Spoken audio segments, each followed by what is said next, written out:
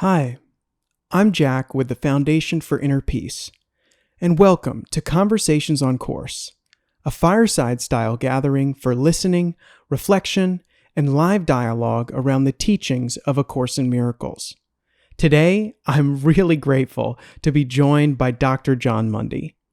Jon was introduced to the Course in 1975 by its scribe, Helen Schucman, and spent years studying with her directly. Over the decades, he's become a widely respected teacher, sharing the Course's message through teaching, writing, and lived practice. In this conversation, we explore what it might actually mean to be truly helpful, not as something we figure out or perform, but as something that unfolds through a willingness to listen. And along the way, Jon shares reflections from the early days of the Course, as well as insights from many years of living with its teachings. This dialogue is both simple and I found it to be quietly profound. It invites us to pause, to listen a little more deeply, and to consider the possibility that helpfulness may have less to do with what we do and more to do with what we allow. So let's begin and allow this conversation to meet us wherever we are. All right, welcome, Jon. So grateful to have you for my first Conversations on Course that I get to host with you. Oh, good. Wonderful. Yeah, thank you so much for being here. Happy to do so. Yeah. So, when Selena asked me, she was like, Jack, this is going to be your first opportunity to do this. I said, well, I already know who I have in mind to do it for my first one. Oh, good. I know I wanted to be Jon, so you immediately came to mind. So really, really appreciate you being here to have this conversation with us. Right. Well, it's fun. Yeah. So before we get into the conversation, this will be, a little over an hour probably. There is, something we traditionally do here at the Foundation. We open up with a short passage from A Course in Miracles, Chapter 2, that I'll just go ahead and read aloud for us now. Okay, sure. I am here only to be truly helpful. I am here to represent Him who sent me. I do not have to worry about what to say or what to do, because He who sent me will direct me. I am content to be wherever He wishes, knowing He goes there with me. I will be healed as I let Him teach me to heal. Amen. Amen. All right, Jon. So thanks again for joining us. So, it's, I got to talk to you a little bit during the 50th celebration. Obviously, we've talked plenty of times, outside of these events.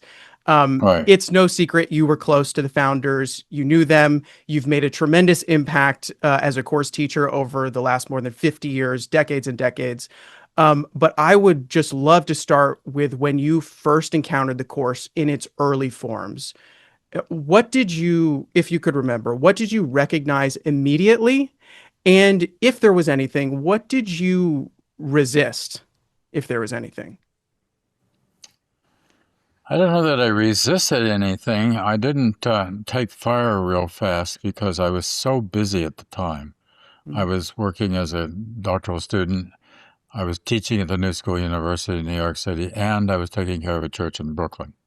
So I remember when Helen gave me the manuscript of the psychotherapy pamphlet, I remember taking it home and piling it on my desk with a bunch of other stuff, which meant I didn't even get to it right away.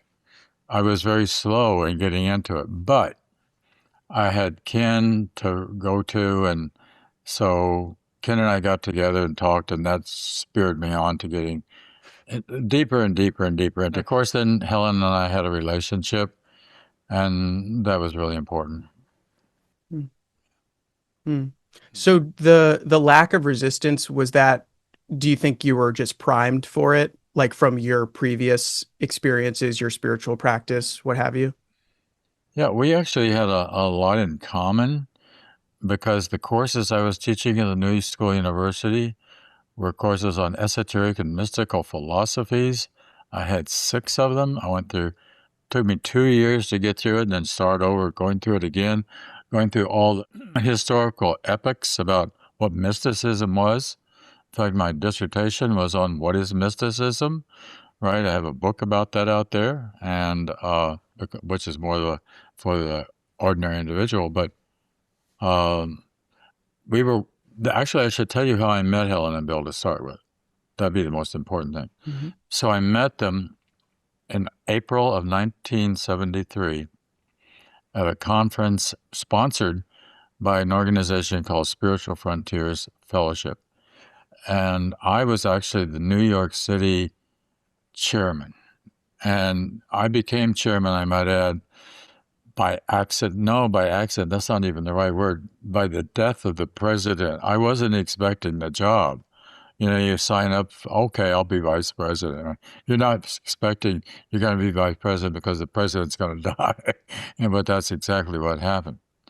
So anyhow, they published a book of mine, Spiritual Frontiers Fellowship. This is an organization. I don't think it exists anymore. If it does, it's very minor.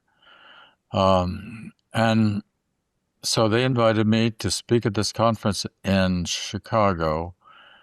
The keynote speaker was Hugh Lynn Casey, Edgar Casey's son. Right? And they had just published this book that I wrote, which was called Learning to Die. And so I led a workshop. And Helen and Bill came to my workshop. Now, I didn't know who was there. I think sometimes, I was like a 29-year-old cocky Ph.D. student who thought he knew something, right? And I would just had my fingers in, not very deep at all, but thought I did. That was what made it fun. And I was, in the sense of exploring more and more and more and more and more into what the whole mystical element was about. So they came to my workshop. I didn't know them. I didn't know who was sitting there. There's a whole, I have a picture of the people sitting there, and somewhere in that picture, you can't see it because of the back of their heads, is Helen and Bill. So we were introduced at the end of that, and Bill at that point told me that Helen had written this inspirational book. I don't know if they said A Course in Miracles or not. I don't remember that part.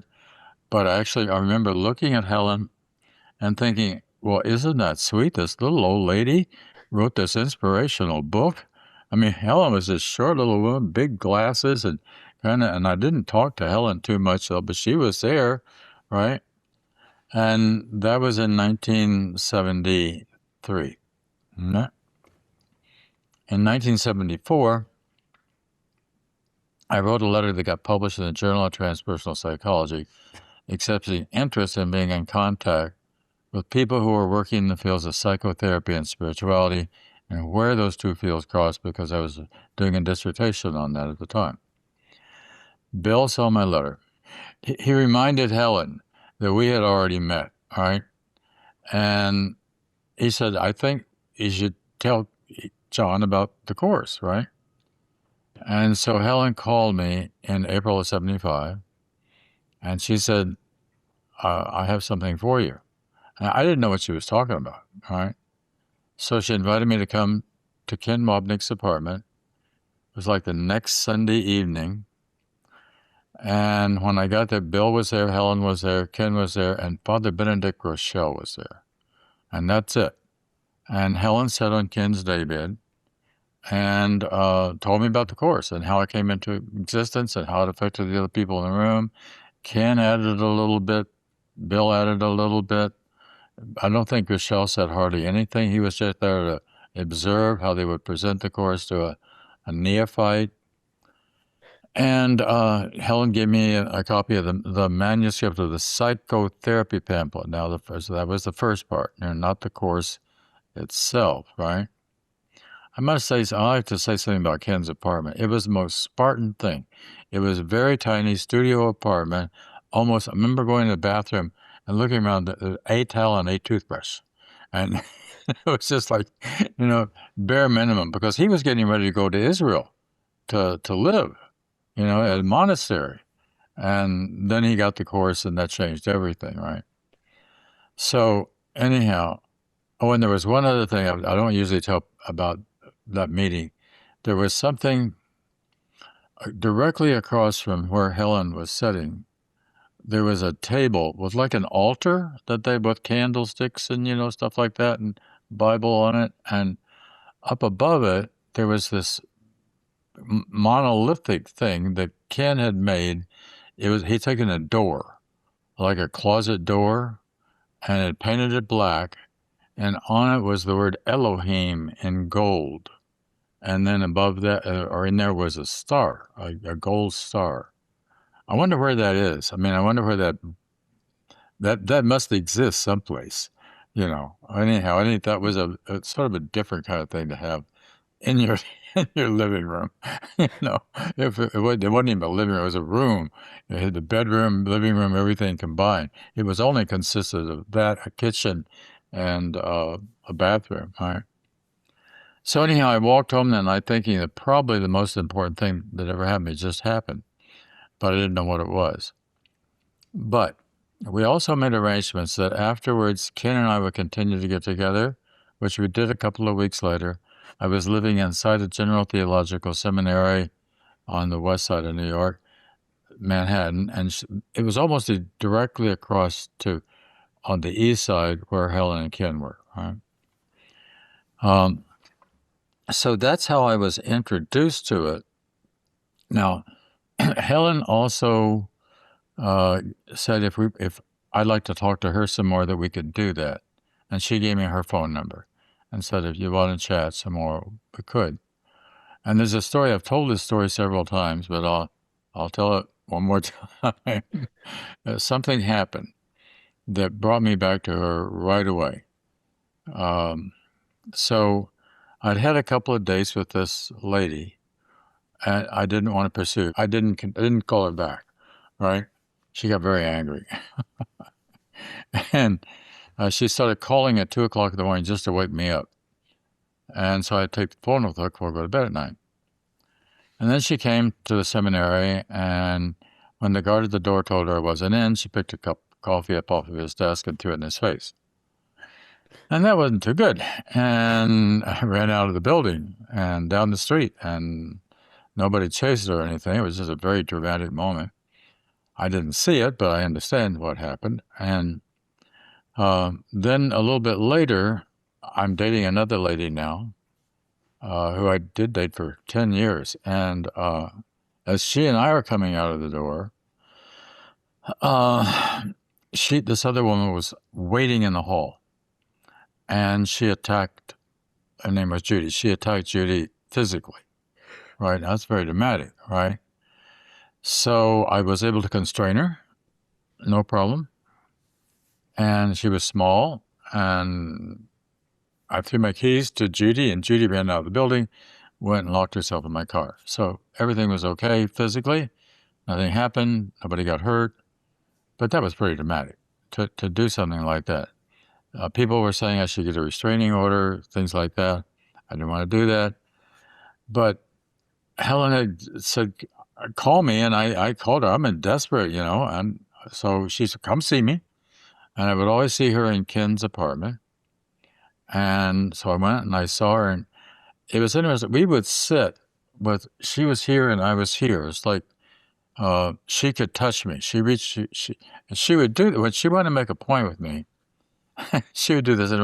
She would reach out. She would tap my knee, and I told her the story, what happened, and she reached out. She tapped my knee, and she says, "The next time she calls you, answer the phone. You talk to her. This woman needs your help." Right, right. Needs your help, and help. Right. So that night she called. I left the phone on the hook, and we talked from whenever that phone rang until it was beginning to be light outside. And we worked it out. What forgiveness works, right? I mean, what more do you want? It wasn't going to go away, but we are friends to this day.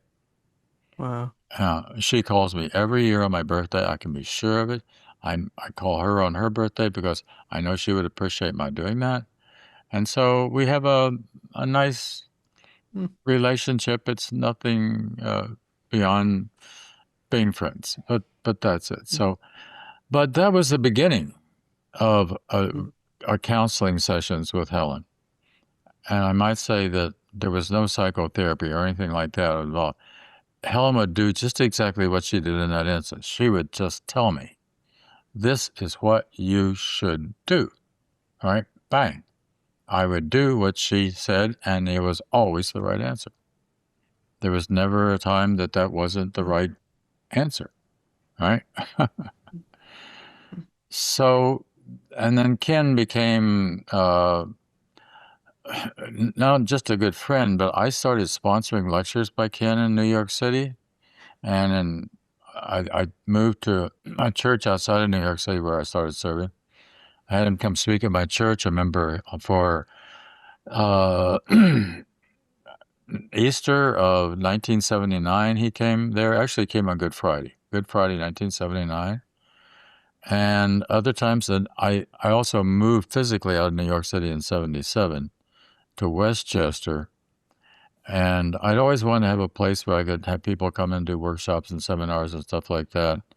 And this place lent itself to that because it was way off the road, like 500 feet off the road, and parking for 25 cars. There was plenty of grass you could park on. And I would do that with Ken a couple of times a year, usually on Labor Day and Memorial Day weekends, because it wouldn't look funny that a lot of cars are coming and going, you know. I wasn't supposed to do that, as it turned out, according to the zoning board.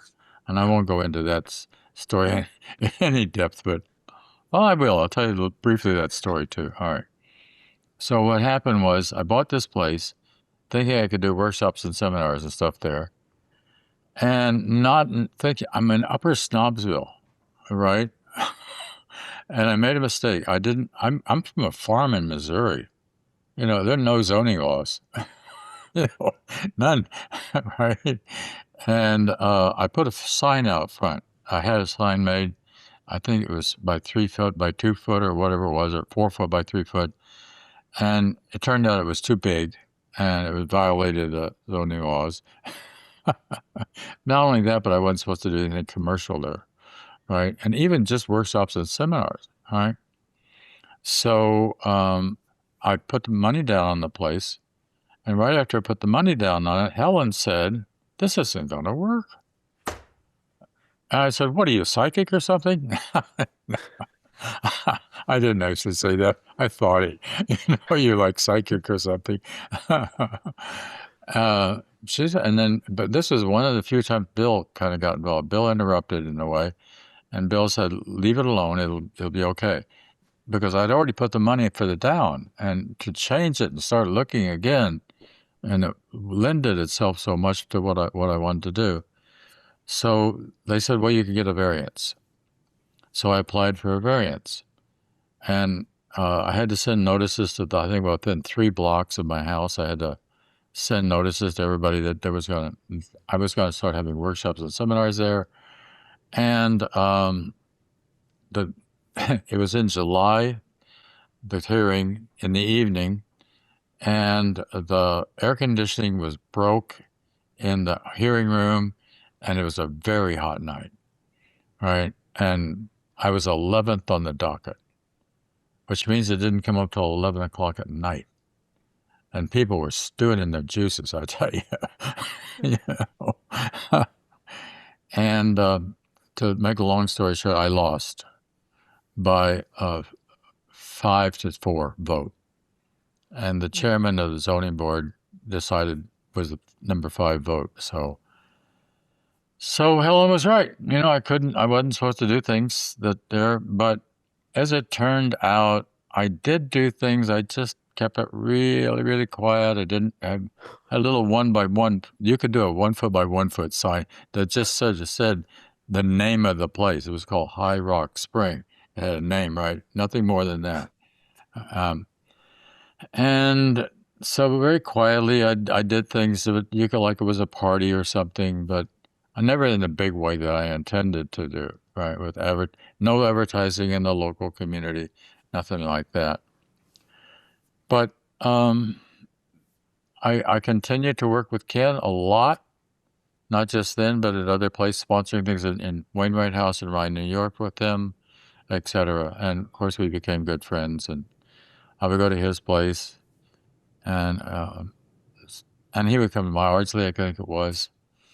And of course, then it's interesting. We both moved at the same time. By that I mean we both moved from Westchester County across the river to where I am now, on the west side of the Hudson.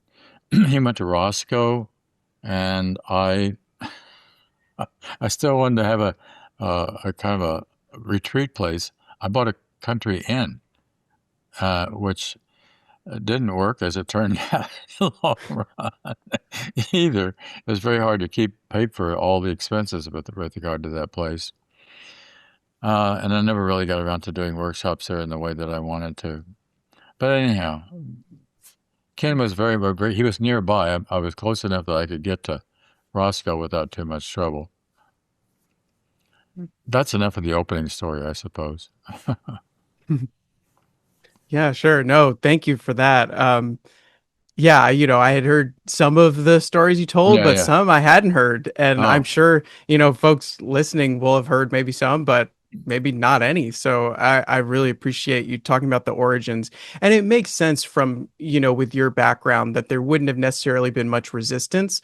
But it is interesting to hear about the way that you received like Helen's guidance in those moments. oh, And yeah. and in some ways, maybe not even just guidance, like instruction, like you got to do this, which is really interesting. And that when you followed it, you saw like this is it totally worked out, Oh, yeah. Yeah, yeah. and then when you didn't, then you saw, what would happen Right, there right. too. So, I might yeah. add the most of the relationship was on the phone, although I did go several times to see her. Hmm. There were a couple other people that she talked to too. I might mention those. One was his name was Joe Jonas. He was studying to be a priest. There was down in North Carolina. There's a Joe Jonas Foundation that was set up to do work with the work that he was doing. Right now, he died a long time ago. Uh, and then there was Tara Singh. So Tara Singh would call a lot, and that's all I'll say about that. It was actually a little. Ken said it was too much. It became an annoyance for Helen. So Oh, gotcha. yeah. Yeah, well, that's understandable. Um, so I wanted to come back to what I talked about in the prayer. I feel like, for those of Mm. us, listening that attend these events, I'm one of these people, and I have been for quite a while since I became a course student. So to speak, we hear this opening prayer that from chapter 2, I'm here only to be truly helpful. Before I Mm. even attended these events, I Mhm. wrote it down in my book. I put it on the top of my book. I have it Oh, sticky good. noted everywhere because Yeah, it yeah. is one of those, it's one of Yep. those ones that you Yep. throw on the sticky note. Yeah. And from my perspective, it's about like not striving to make like the truth of a situation happen and being No. willing to listen and let the truth of a situation, in other words, being truly helpful in a situation, letting that reveal itself. And that Sure. also kind of goes along with the theme of April for the foundation of that. And so for me though, I'm really curious from your perspective with your experience after these years of teaching it, practicing it, living with it, when you hear the words, I am here only to be truly helpful, what do these words mean to you now? And has the understanding changed? But not like when you teach it in your classes, as you and I always talk about, like in your Tuesday, Thursday classes for your community, but what does it look like on a Monday afternoon? What does it look like when you're teaching it in the ordinary sense that the course tells us about, not teaching it in the formal sense? Does that make sense? Yeah, sure. So, well, what are we here for? know, power, fame, money, physical pleasures. I mean, is that what we're going to do? Is that we're going to try to make a lot of money or make a name for ourselves or something like that? No, no. To be really helpful. I mean, to be opening these doors to the deeper truth for ourselves and for whomever we contact in the course of this life. I mean, what did Jesus come here for, right? I mean, we actually have the same job. In the long run, if you really understand the course of the deeper, we're all moving in that direction. We're all headed for the Christ mind. So if we're all headed toward the Christ mind, then we should do what Jesus would have done, and love each other. That's number one, you know. And the course really helps us a lot with things like, the lesson I read this morning about grievances. I mean, in order to be helpful, you've got to clean out your own psychic system. You can't be finding problems with the world, declaring war against the world, or against somebody, or that's ridiculous. We're here to grow up, to wake up. That's essentially it, to wake up and to remember who you are. And you're the son of God. You're the daughter of God. You're a child of God. Any of those terms that you want. And that's also the only way you're ever going to be happy. Because the other alternative is that you're being selfish and egotistical, and well, that's actually not going to make you very happy, because you're going to know there's going to be something inside you in the deeper part of the inner part of your being that's going to know this is off course. You're really not doing what you came here to do. You don't need a bigger car. You don't need, whatever it is that you think that you'd like to have out there as a goal in life. It's very simple, in the simplest sense of, we're just here to love the heck out of each other, but to really do it. I mean, to really awaken to it. And that sometimes in difficult situations, especially to do that in difficult situations where we have a lot of trouble with a mate or with a child, with somebody that really needs our attention, and on top of it, ourselves, of course, keeping ourselves mentally awake and healthy and alive as well, becoming real participants in the world in that sense. I am here to be truly helpful. If I'm going to be helpful, I got to be healthy, for one thing. Things like that, very practical stuff, right? And to look at everyone, including those that we might think we got some kind of problem with, and think, how can I be loving to this person? What can I do to help ease their burden in life? Somebody who's angry or attacking. How can I switch this? The central part of the Course, as it is with other traditions, it's really forgiveness.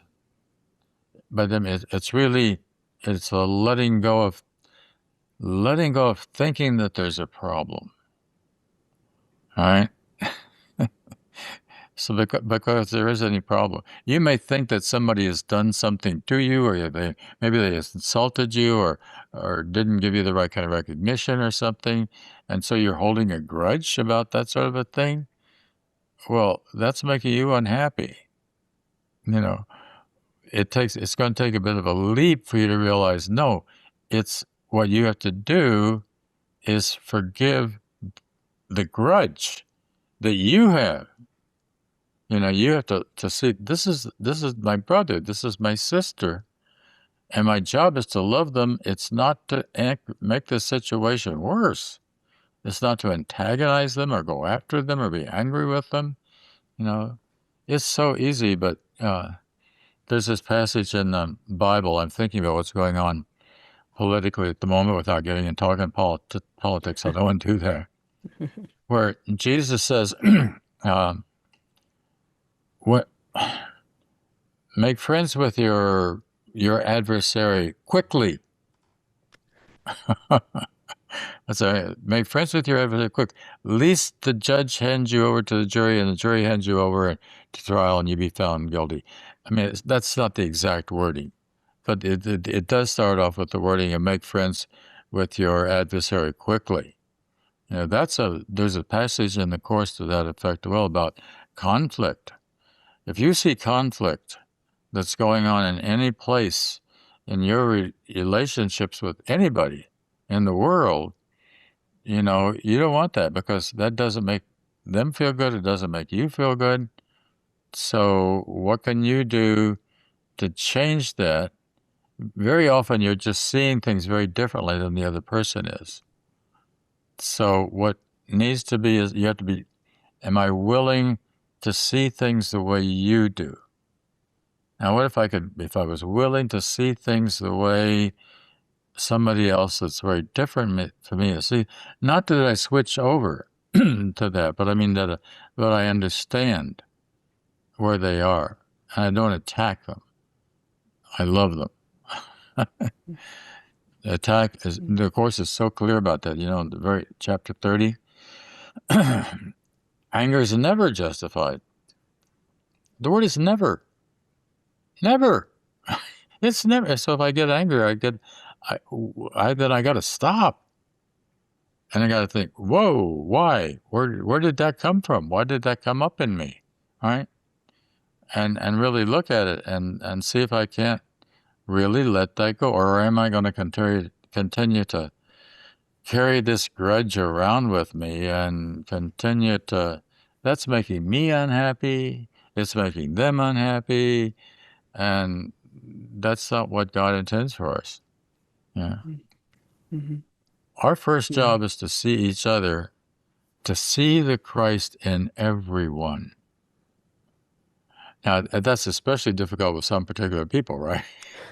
But I'm talking about literally in political figures, for example. That there's a little, and this, I think it's in the Course of Miracles, it says this, but Meister Eckhart, who was a Christian mystic from the Middle Ages, right? He also says the same thing. The phrase he uses is a little spark. There's a little spark in there. So there's a little piece of divinity in every one. Now that may be so covered over, it's going to be really difficult to get down there to see that. But look for the light. Look for that little spark. Don't concentrate on all the darkness that's going around on the outside of that spark. What can you do to bring that little spark back to life a little bit? I mean, back to shine a little bit more brightly and a little bit more brightly, right? Yeah. That's true for all of us until we become the light completely. It's interesting. Today's lesson is I will there be light. 73. I will there be light. Right? So let's let there be light. Yeah. Wow. Yeah, I so many things you were reminding me about. Two things I gotta share with you. Well, the first that was interesting to me about you saying that some people it's more difficult than others, and I have a list of people that I would say come to mind of who I think I would imagine you and I share opinions about or whatever. But there's also a part of me that is like, actually, no one is Yes. more difficult than any others. Once you see them as Christ, then you're like, Yeah. no, nobody's any in the same way that in this, I guess the logic of there's no order of difficulty in miracles. That's It's the right. same Yeah. logic. Everyone is just as easy to see as Yeah. Christ because everyone is just as much the Christ as everyone else. Right. But it's much easier to recognize that once you see them all as the Christ. When we're looking at it, trying to see them as the Christ, it's a lot. It's like, because then we're seeing all the differentiation. But the other piece of that I wanted to mention that I think is something that I've noticed, and I'm curious for you in working with students and student teachers, as you've heard me kind of mention a lot, is something that I kind of experienced last night. Actually, I had this. I was actually reading Alan Ishak's book, The Mystic and the Muse. Oh, how nice. And I was in chapter 26. And if anybody's familiar with the book, Cleese was explaining this, like the way to see, quote, the real world in the way that the Course talks about it. Mm-hmm. He's not talking about the Course in the book, but it's very Right. Course, like Yes. Course reliant for sure Yeah. in its metaphysics. And I had this holy instant moment where it was walking me through it, and I remembered the spiritual muscle memory. And I remembered, oh, right. The course, all the lessons of the course, everything the course is saying, it's not conceptual affirmational statements. And I think so many of Mm. us, it's so easy to treat it that way and to Yeah. forget because so much of spiritual texts are presented that way in the lowercase w world society, but Yeah. that's Right. not what it is. These are factual literal statements about reality, and Mm. we just, it's so easy to forget that. And so as you were talking, I was like, right. Like when you said anger is never justified, that's a factual statement about reality. Yeah. Anger never being justified is just, it's fact. It's like if you were observing reality as the Christ, as our true identity, you would be like, anger is never justified. Never. Like, and you would laugh as you're saying that. So Huh. I so appreciate you kind of like quoting those just moments from the Yeah. Yeah. course, because it's like once you kind of, you don't have to see it fully, but just like having that spark, as you Thank you. said, whether you see it in a brother, a sister, a sibling, or however you arrive just in that kind of just that light, then it kind of opens it up. And Yeah. so, it's teachers like you that kind of like allow that to come out a little bit. So, what's your perspective on that as you're teaching students and helping them kind of see that? Well, the main thing is you are the one that needs to change. I mean, you're the one that has to see this differently. Don't worry about them, because if you can see them differently, that opens the door for them to see. You can't fix somebody else. All you can do is really be the example. You can share what the truth is, but then you have to display that. You have to demonstrate the truth. You have to be the truth as well. And that's what Jesus did, right? He doesn't attack anyone or get angry with anyone.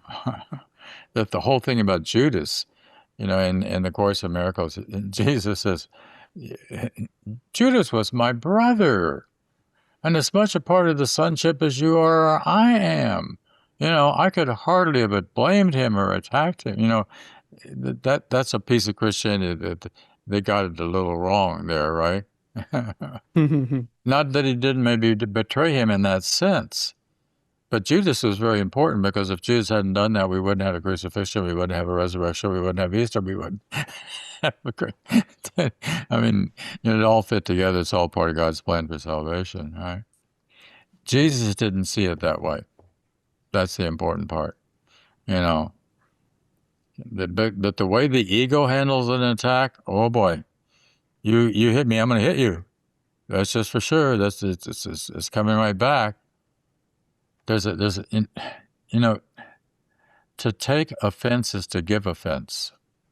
That's a very important thought. To take offense is to give offense. All right.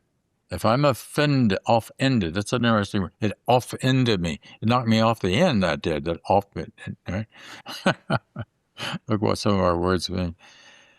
Well, if I take offense, then, I'm really the one that's got the problem. Regardless of what you did, if I took offense by that, then I'm stuck with that attitude. What's needed is a help in healing that in myself and in my brother. But I can only demonstrate that by healing it in myself. I can't fix my brother. I can't fix his mind. I can only demonstrate what the correct behavior is. Then they have to make that decision, whether they're going to do that for themselves. Yeah. I thought of this line yesterday. Who is the you, that's with a capital Y, that's in charge of you? Small y over you. Who's the you that's in charge of you? Well, in Course in Miracles terms, it's the Holy Spirit, because there is no difference between you and the Holy Spirit. You are a part of the Holy Spirit. The Holy Spirit's a part of you, just as the Holy Spirit prefaces Jesus in terms of in a timeline. In the Bible, after the baptism by Jesus in the River Jordan, the next line is, after that, he was led by the Spirit into the wilderness for a time of testing. So Spirit's first. He was led by the Spirit. So the Holy Spirit is a voice for God. So that God is providing direction. Now you're going to go through a time of testing here, right? Okay. But it's your right mind as well. And we got this the right mind, left, right, but right mind, wrong mind. But we know when we're in our right mind. And if you're really honest, you know when you're in your wrong mind. All right. And I don't like the way this feels. I don't like this anger. I don't like this attack thought. I don't like this hurt feeling thought. I don't like this grievance. Well, if I can identify that, if I can see that, I can change that. But I can't change it if I'm wallowing in it. And if I'm breeding it. Oh, I'm telling other people about it. Mutual sharing of, especially it happens with opinions, gossip and stuff like that. You get something going, you get a group of people sitting around, and at Christmas a couple of years ago, there was a lot of gossip about somebody. I won't say who it was. He was president of the United States. Anyhow, there was a lot of this kind of, and I wasn't saying anything, and then I became known as the silent one. Why don't you have anything to say? No, I don't have anything to say. I don't want to get into this attack stuff. Leave it alone. I know it's very easy. It's so easy to fall, and it doesn't mean that we don't change it, but we don't do what we can to become aware and to help other people be more aware, but especially to be aware inside ourselves about our anger and our attack thoughts and our judgment. The judgment, see, it's a judgment. It's very important to watch. What are your judgments that you're throwing out onto all those judgments? They're keeping us blind because we really can't see.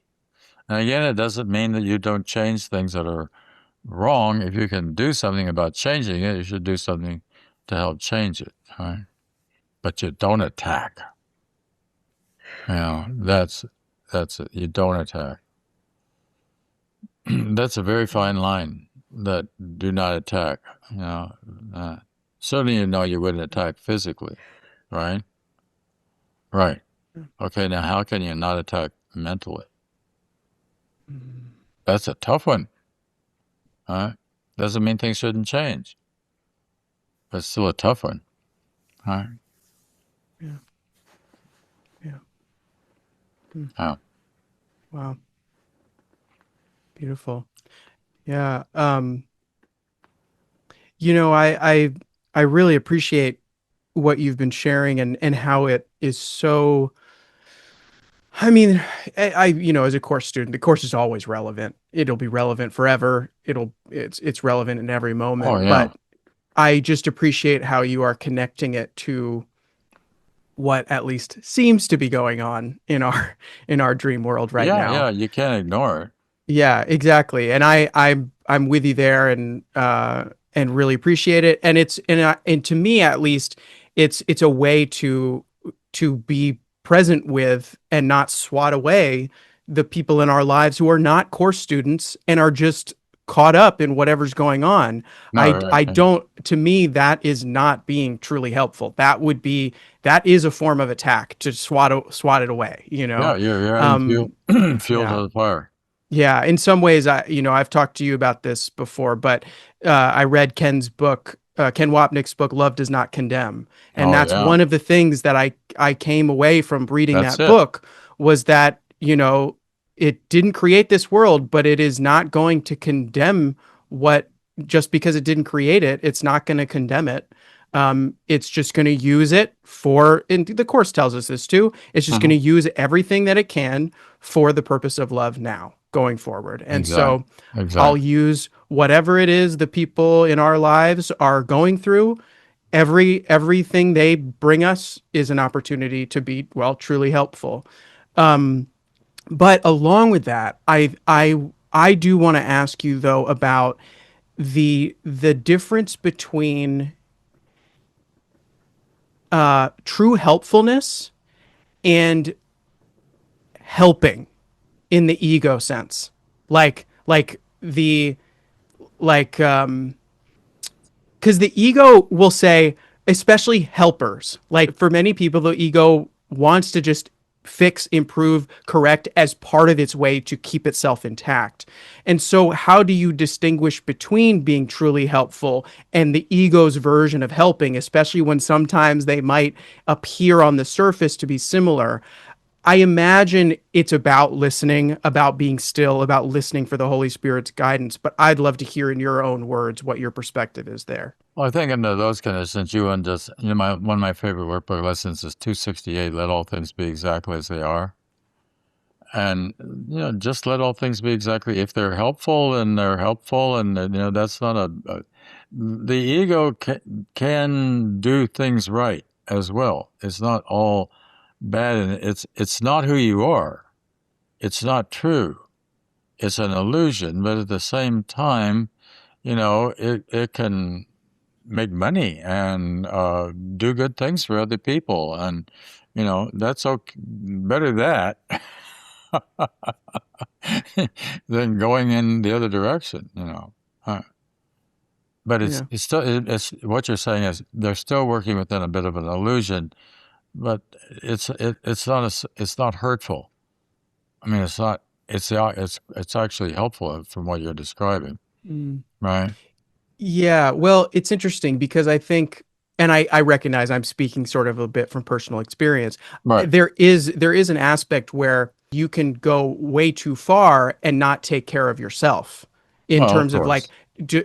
to to in some ways in the way that a spiritual aspirant might uh, say I don't care about the body and make their body a hindrance to their Yeah. spiritual aspiration because they're Sure. say they reject the body. A person trying to be helpful might reject their body unconsciously. Right. And so that's kind of what I'm thinking about of sort of like the martyrdom that the course teaches us to say, no, no, no, this isn't about martyrdom. You are part of the atonement as well. You need to take care of yourself as well. You're part of Of this course. Yeah. Yeah. forgiveness. And so that's kind of what I'm thinking about I that see. we are included in being truly helpful, not just to the people around us, but also to ourselves insofar as we're still ourselves. But Yeah. yeah. Well, I think that really is one of those cases where let all things be exactly as they are. That's Right. not Right. really something that needs a lot of work on, I don't think. Interesting. Yeah. Yeah. Yeah. Yeah. Forgive So it. maybe more time in the stillness for some Yeah. Yeah. people Yeah. is what's needed there. All right. Yeah. Mm. Yeah. Mm. Mm. So later in the prayer, um, is I will be healed as I let him teach me to heal. Yeah. Right. Which is kind of I remember when I first read it, and even now when I read it, is it feels like it takes it a step further. Like I Hmm. sometimes feel like I that's not even what I need to hear or read. I just need the first part. Um, but how do you experience that? How have you experienced that particular phrase or that sentence or part of the prayer in your own life and your own That's practice? just an affirmation, a kind of remembrance of who I really am in truth, and that I am healed indeed. And I experience my healing, and I appreciate my healing, and I know that I'm being healed through this whole process just by being in my right mind. You know? Thank God. Thank God we can be in our right minds, and more of the time. Actually, the way the course works, I think, is it works a lot off of revelation and insight, and getting it and kind of aha experiences. That's chapter 1, section 2 is about revelation, time revelation of miracles. It's the revelation comes. That's wonderful, but now you carry through on the revelation. Oh, I should be more loving to X about Y. I mean, to this person about some such. I need to be more patient with this individual that I'm likely not to be so patient with. Okay. And then but that's it. That's just putting the rubber meets the road. I mean, I'm doing what I'm being asked to do, but I've got to. It's the lessons are lessons in the course. We could call them exercises. The more I can incorporate this right-minded thinking in my life, then I'm going to be getting progressively more results that I really want to be getting in my life, and it just makes it all true and real. Mm. So now let me be real. Let me be true. Let me do what I'm asking you to do. That rhymed. Mm. Mm. Mm. uh, Mm. again, it's about waking up and appreciating being awake. Mm. Mm. Yeah. Mm. Hmm. So, I mean, I guess, you've probably talked about your focus these days a little bit as far as course practice. I was reading through some of your recent emails to your email list because I'm on that, of course. And I did want to just quote back to you a little bit of, of what you shared in Okay. case you wanted to comment on it a little bit. All right. But then I have another question for you after that. Oh. But you talk about, and this, you already have shared a little bit of this, but I just wanted to give you a chance to expand on it just in case you wanted to, because it's a really great message. But about that, the greatest joy lies in sharing love. Hmm. Love is always the answer, no matter the question. Hmm. If you wish to feel rich in spirit, give your love away. Anyone can do this. The more you love, or the more love you give, and the more you love, the richer you become, and the more naturally love returns. Peace is simply the remembrance of eternity, and eternity is our natural home. Hmm. That was from an email you sent out just 2 weeks ago, I Yeah, think. I recognize it. So I made a comment on that. Yeah. Oh, okay. What are you thinking? What are you feeling? What's your focus Well, right now? I think it's just so true that I think in that same paragraph there, regardless of who we are, regardless of where I am, forget about wealth or anything like that. If I can still give love, regardless of my whatever, the course is very clear. That's going to come back. It says very early on in the course, the most basic law there is in the universe. My God, the most basic law there is in the universe is the law of cause and effect, or in Eastern terms, karma, right? So I give my love, the love comes back, and not only comes back, but Jesus in the gospel says, multiplied. It comes back in greater abundance, right? Because you're capable of doing that, and it will come back in abundance, right? So you probably know about this study that was done at Harvard University a long time ago, but it's ongoing. They're still doing it. Been doing it for like 40, 50 years, with generation after generation. And I think I don't know why they keep it up, because they got the answer. But what they found was that the people who are the happiest people in the world are the people who are enjoying the give and take of loving relationships. It's that simple. It's not how much material you have or anything like that. It's just the fact that you're in relationship.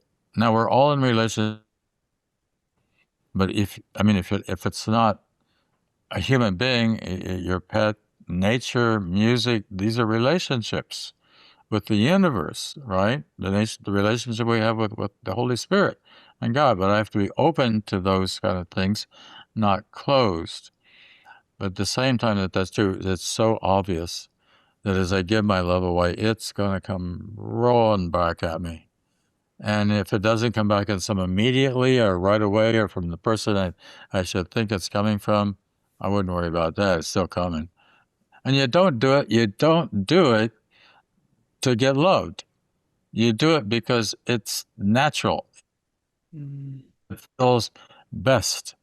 You don't feel good when you're grumpy. You can't be grumpy and feel good at the same time, or attacking the world or filled with opinions, especially attack bots. That just doesn't work. All right. Now, Yeah. Yeah, as you're saying that, I was thinking you do it because duh. yeah, right. Of course. You do because duh. I like that. Duh's a good reason.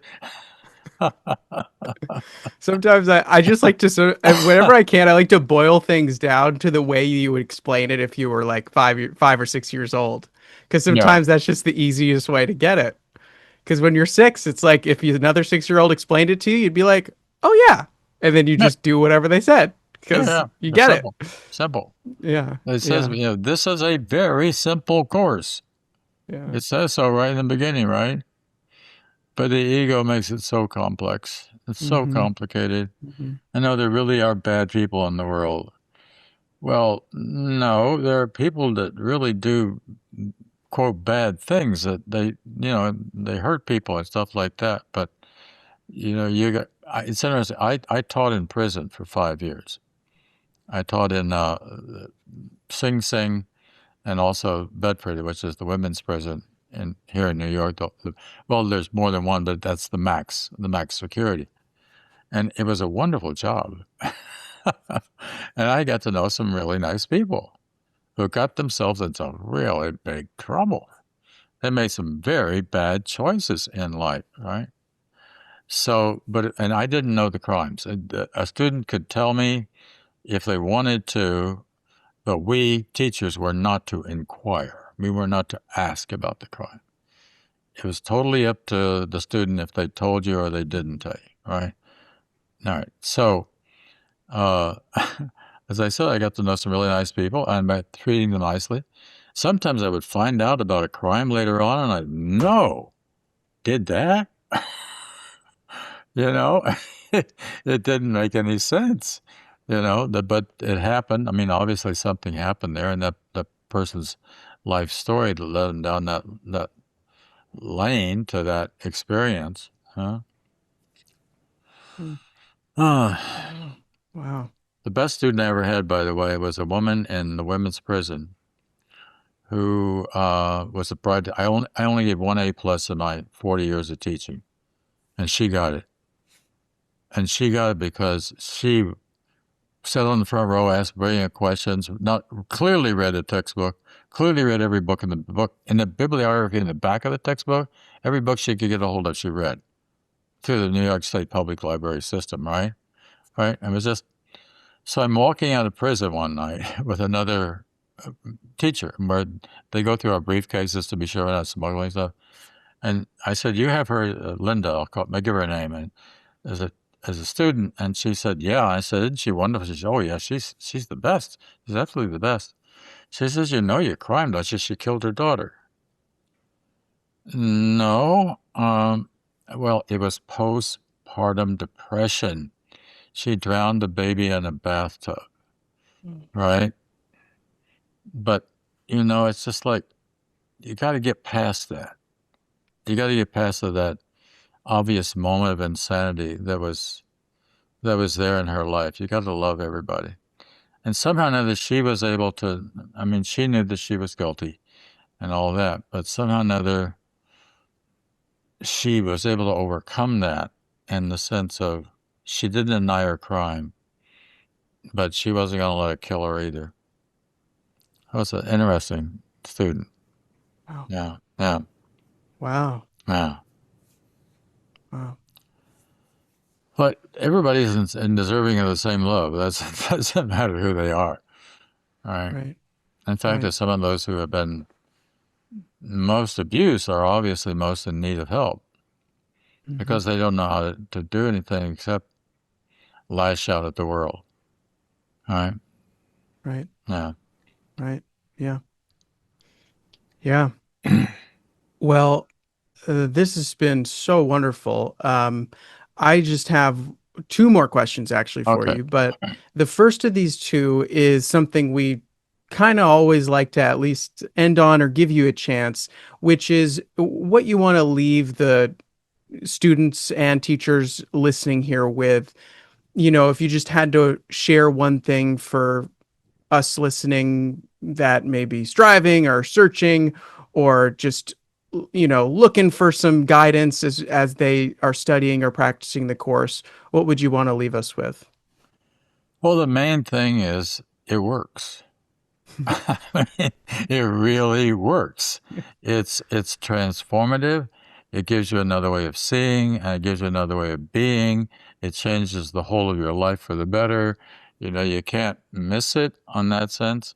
Let me also add that lately, last several years, I've been also reading a course of love and finding it very, very helpful and finding that it is a good adjunct along with the Course in Miracles, and other things that are like it. It's we don't want to be. I don't think should become too exclusive. Sometimes that happens with religions, and Mhm. that's not a good. And the Course isn't a religion. There's no hierarchy. There's no priests and rituals and services and anything. It's a mystical document. That's what it is. Mhm. I'll share with you. Right now, I'm working on a book on the Course in Miracles says of itself, as you know, this is one form of a universal course, right? So the question is, what is the universal course? If this is one form, well, there are lots of different forms of the universal course. Going back in history, I was yesterday working on a section on how you can find the course in the Upanishads. You can find the course in Taoism. You can find the course in Christian mysticism. You can see it's not new in that sense. The ideas have always been there. But what the course does, I once said to Ken Wapnick, why do you think we got the Course in Miracles now? Why did it come to us during the latter quarter of the 20th century? And he said he wasn't sure, but there was one thing that he didn't know for sure. It could not have happened until after Freud and Jung. And it couldn't have happened until after Freud and Jung because it wasn't until then that we had a real depth psychology which gave us greater insight into this collective mind that we have and how that works and the repression and denial and how we bury all this stuff and how that needs to come up and be looked at, I mean, in a way that had never been looked at before. And this is very important. It is no accident that the Course in Miracles was given to Helen. All right, Helen Schucman, intellectual Ph.D., understands depth psychology to the deepest depth. And I want to say one or two more things about Helen, if I can. Yeah. One of the things that's most interesting about Helen was how she kept herself out of the limelight when it came to the course. She never appeared in public. She never gave talks. She did what she was asked to do. When the first conference that was ever held on the course was at the Barbizon Plaza in New York City in May of 1978. And Bill was there, and Ken was there, and Judy Whitson was there, and I was there, and Jerry Jampolsky was there, and the Bruce Ray was there. I could keep running off some names. Helen wasn't there. Now, we're talking about something that was 30 blocks from where she lived, and she wasn't there, right? And she did want people coming up to her and go, oh, your course, it's so wonderful. It's this incredible thing. And can I give you a hug? Or that would not have worked with Helen. Now, I might add that after it was over, she was very interested. How did it go? And, all right. And, stuff like that. Helen did what she was asked to do. That's the important thing. And what she once said to Jesus, why me? you know, And Jesus says, well, I knew you'd do it. Yeah, I knew you'd do it. So, it's really the true for all of us. But I mean, you got to do it. I mean, you got to apply the principles in your own life. You got to begin to think with this way of thinking, with the Christ mind, following the guidance of the Holy Spirit, and everything is going to change for your life and the life of everybody else that you touch as well. And that's all there is to it. Oh, beautiful. Thank you so much Yeah, for sharing simple. that. Yeah, sure. Yeah, beautiful. So, typically we also then the final question is where people can stay connected with you. So I'll mention a couple things and then you Okay, you feel can free do to that. add. You want to do That way that? you don't have to. All I'll right, fine. say, everybody, there's miraclesmagazine.org. That's where you can check all things out about what's going on with Jon Mundy. There's also, if I could add, John, a retreat sharing one mind, one heart, one life that you're going to be putting on with Vicky Poppy, and that's Labor Day weekend. Is that correct? That's right, very near here. That's really going to be a time for sharing and not just a bunch of lectures by people. You know, we're going to be singing, we're going to be dancing, we're going to do breathing exercises, we're going to be doing some chanting together, we're going to be eating together, we're going to that kind of sharing as well. It's an outdoor kind of place with a little park-like setting. So just bringing our COVID is well done now for most everybody, and let's get to where we can look each other's eyes and and say hi. Yeah, Beautiful. And that'll be in Stony Point, New York, right? Stony Point, New York. It's about 30 miles north of the George Washington Bridge. No, it's not even that far. 30 minutes, I should say, not miles. 30 minutes north of the George Washington Bridge. Yeah. Wonderful. Uh, Great. yeah. Wonderful. Well, thank you so Yeah. much, John. Sure. Thank My you. Thank pleasure. you. Thank Thank you. you, Jeff. So grateful. Thank you, Jack. And we'll see you in the Holy Instant. That's a good time. All We'll have a right. good time in the Holy Ezra, right? Yeah. Yeah. All right. Well, take care. Thank you. All right, bro. Thank you.